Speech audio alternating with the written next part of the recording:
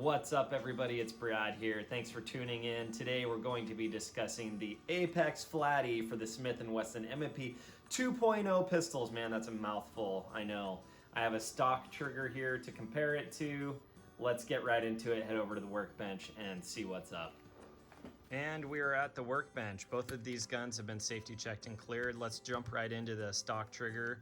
This gun has quite a few rounds through it. I didn't stipple this. I bought this gun as is. I'm not a super fan of the stipple job, but I digress. Let's get into the trigger. It has a little bit gritty kind of take up before it hits the wall. It does hit a definitive wall right there. Clean audible brake. Fairly light brake. Has a nice audible tactile reset. But watch, there's some take up between the reset and the wall right there. Take up, wall, brake. There you go. So the thing that bothers me the most is about these triggers isn't how heavy they are or how they operate. I actually think Smith and Wesson does a fantastic job with these 2.0 triggers. It's the actual trigger itself. This kind of articulating trigger here kind of drives you nuts, at least me. It bothers my finger after a lot of rounds. I shoot a lot of rounds through it. They've done a good job, I think, with like the Shield Plus. I have a Shield Plus here. The new trigger, it mimics kind of the Apex style trigger for the Shield, and it is way more comfortable than the original. The alternative, obviously, is the Apex Flatty for the M&P 2.0. And I'll just show you, this is cleared again. Has a way smoother take up, buttery smooth take up, hits a definitive wall right there. Clean, audible, tactile brake. Now watch this reset right there. There's like no take up between the reset and the wall. You just get right back to follow-up shots. It's just an amazing trigger. The thing that makes it smooth is it has a polished safety plunger here. You can actually polish your own safety plunger. Maybe I'll do a video on how to do that later, but you can polish your own safety plunger and that will help with some of the grittiness of the take up. The stock safety plunger is, I don't know if you could see it, but it's kind of squared off, as a chamfered edge. That makes the take up just a little bit grittier on the take up. Now let's use the Lyman's trigger gauge here. Let's do a check. I got this trigger gauge from Brownells. Let's check. Let's see. Stock trigger that's broken in. We're at 4.9 pounds. Let's do it again.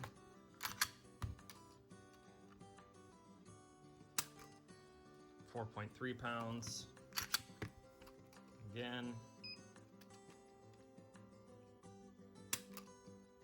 3.1 pounds. Let's get an average. 4.3 pounds is the average, and that's for a broken in trigger. I would say a stock trigger is about, I don't know, let's say 5 pounds out of the box, maybe even a little less, like 4.5 pounds for these 2.0 triggers, which is actually quite phenomenal. Now, just so you guys know, this isn't my carry gun, this is my home defense gun, and I have the trigger set up to be very light. And you can do that because they send you different springs, and they give you a little chart that shows you if you do a different spring for the safety plunger, the sear safety plunger, or trigger return spring. You could do this variations and get a very light trigger or a medium or a little bit heavier trigger depending on what you option out or how you're going to be using the gun. If you're using it for a carry gun, I wouldn't recommend going as light as I did on this one, and I'll show you. Let's clear this out.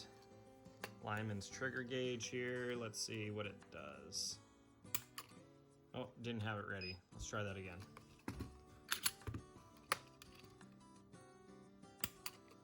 .6.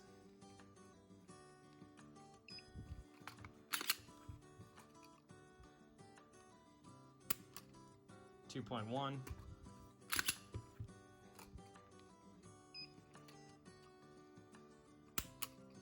2.2. Let's get an average. 2.6. So 2.6 is The average, and I would say, I mean, that's as probably as light as I'd want to go even for a home defense gun. This setup with this Apex trigger is just phenomenal. I really recommend it if you're going to be purchasing an aftermarket trigger for your Smith and Wesson series pistols. Now let's head back over to the reloading bench so we can close out this video. And we're back. Thanks for watching, guys and gals. This Apex trigger for the Smith and Wesson M&P 2.0 is second to none. It's probably the best striker fire trigger you'll ever feel. And for the price, it's well worth the money. You're gonna save a lot of money buying it through Brownells.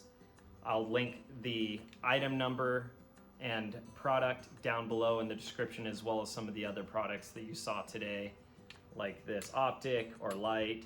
I'd like to thank Floyd's Custom Shop for this awesome slide, ported barrel, crowned and fluted. This thing is just a really cool gun. I hope you enjoyed what you saw today. If you enjoyed it, give it a thumbs up. If you have any questions, comment below. And as always, remember, faith kills fear, and keep the good vibes flowing. Thanks, guys.